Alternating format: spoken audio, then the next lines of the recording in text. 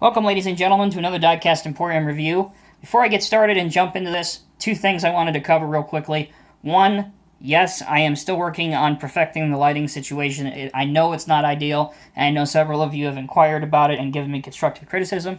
We are working on that.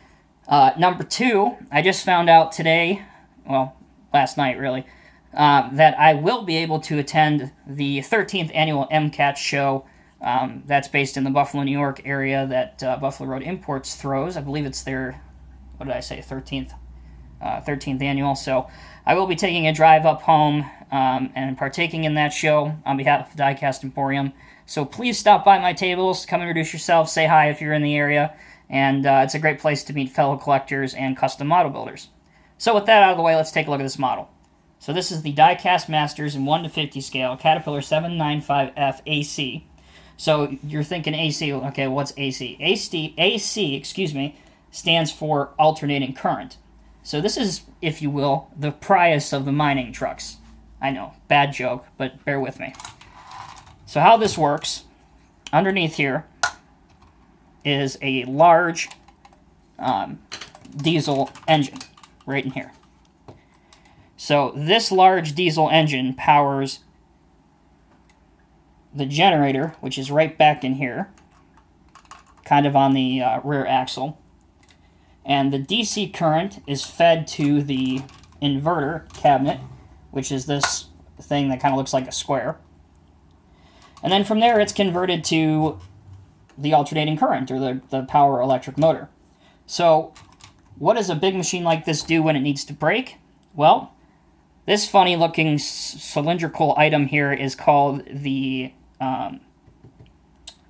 radial grid, I believe. Somebody correct me if I'm wrong on that. And what the radial grid does is it takes all of that energy and dissipates it, so that helps the truck slow down and stop. So now that you understand how this works, let's go into the details and functionality. Starting out on the front, you can see it's got some nice wheel chocks up here which look good, although I've never seen wheel chocks in Caterpillar yellow. They're usually in a brighter yellow. But nevertheless, that's kind of picking hairs. The staircase over here on the right side of the truck does deploy to the ground, and that allows a operator figure to climb all the way up the stairway to heaven and open this gate here and then enter the cab. Although it's very difficult to see, the cab has 4 lifting eyes that are drilled through, should you ever want to lift this truck in some form or fashion if you wanted to take it apart on your layout. And also there are 2 plastic mirrors which fold out, and they have silvered surfaces, which I'm sure you'll see when we turn the truck around. Looking from the side, the tires are nice and rubber. However, the wheels themselves are plastic, but they have a fair amount of detail, and the color match is good. But it would have looked so much better had there been a Michelin or Goodyear branding on these tires, especially with the model of this price tag. I'm sure that could have been worked out. But anyway, I digress. So taking a look at the actual dump body, it's three-stage cylinders, and it has some good wear plating detail on it. It's not just plain, yellow. So that's kind of good to see. And you know what, while we're thinking about it, let me fully extend this upwards to nearly its full height. Let's see if we can put a little bit of light on it. That made it worse. Alright, so this is your first stage, obviously, then plastic, and then yellow plastic. That's how you get your 3-stage cylinders. Bring the truck back. Go ahead and push this thing down. Here's your little mirror so you can see the silvered surfaces on those. Alright, so looking at this rear axle, got some nice lights. It does move a little bit. It does have a little bit of oscillation, which is pretty good. Wasn't really expecting to see that on this model. Also, these, I don't know what the technical term is for these, but I believe they are used to tie up the bed of this truck for maintenance. Again, if I'm wrong, somebody let me know, which usually you guys do. Appreciate you keeping me on my toes. And this right here, on both wheels, both sections, is a rock deflector.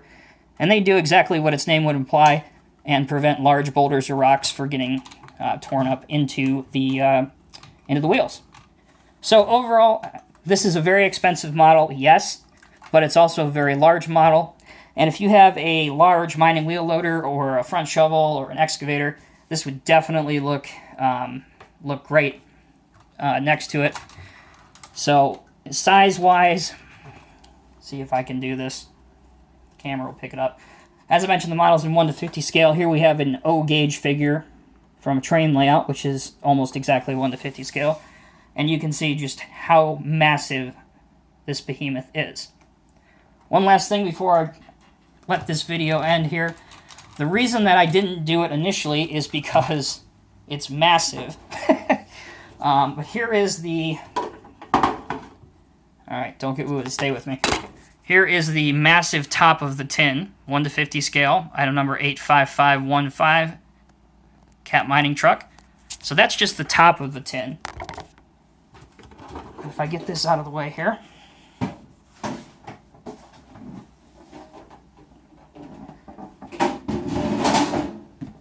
Here is the tin metal box that it comes in. Very, very large. In fact, it's so big that it's shipped in its separate white shipping container. And not only does it have that nylon paper around it, but it also has a significant 2-stage styrofoam that you have to cut out. But there's a picture, and we'll end with the specification details that I know several of you are always looking to see. So there they are there. As always, guys, thank you for tuning into my videos. Be safe, and we'll see you in the next one.